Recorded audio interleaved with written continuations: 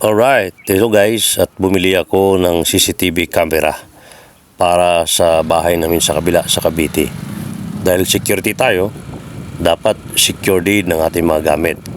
So, umatag na ako at pumunta na ako ng Cavite. So, dumaan ako sa parang Marikina o yung Naiya Dam na walang tubig.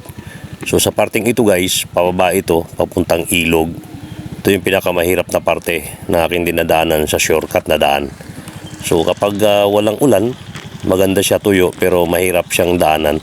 Mas lalo siyang mahirap kapag tag-ulan kasi maputik dito at madulas. So marami ring dumadaan dito dahil ito yung pinakamabilis at mainam na daan para sa shortcut. Para makaiwas at makabawas ng oras kapag malayo ay yung dadaanan. So sa kasamaang palad, muntikan na akong nadulas dito kasi hawak-hawak ko yung cellphone ko dahil wala mga akong cameraman, pero natutuwa din ako dahil naalpasan ko ang mahirap na daan. So pagdating sa parting ito na nga yung pinakatagusan na daan papunta sa amin. So binaybay ko na at rumangkada na agad ako para masabilis akong makarating.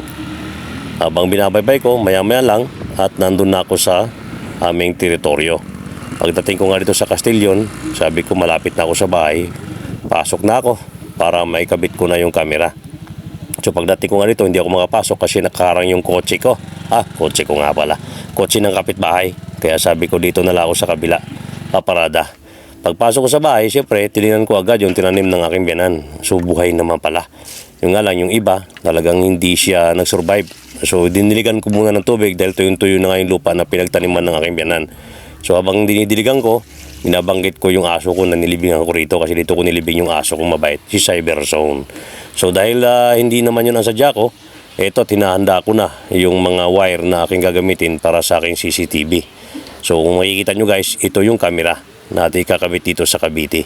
So mainam ito para sa seguridad ng ating mga gamit.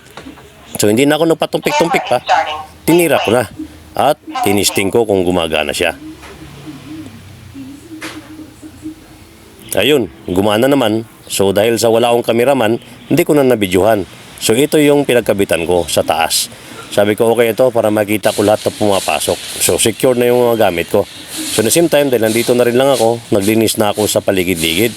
At sinindihan ko ito para makabawas-bawas mo lang sa mga patay na dahon sa bunga ng mangga. So kung kita nyo naman guys, lumiliyab na yan. At syempre, naghanda ako ng tubig for safety. Baka mamaya naman kasi malakas ang hangin at baka magkaroon ng problema pa. So naghanda na ako ng tubig. No, dahil sa mausok at sabi ko ikakalat ko muna dahil baka makaabala tayo. Mas mainam na yung umapoy siya kaysa usok.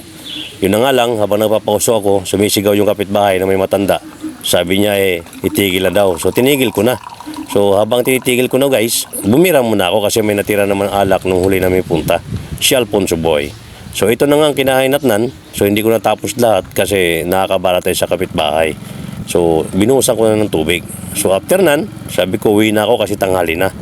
Kasi mahirap namang magtagal ako doon at ang sadya ko lang naman ay magkabit lang ng kamera. So dahil nakabit ko na, secure na yon. So okay na ang lahat guys. So maraming salamat sa inyo guys. Hanggang rito na lamang. Salamat. Paalam.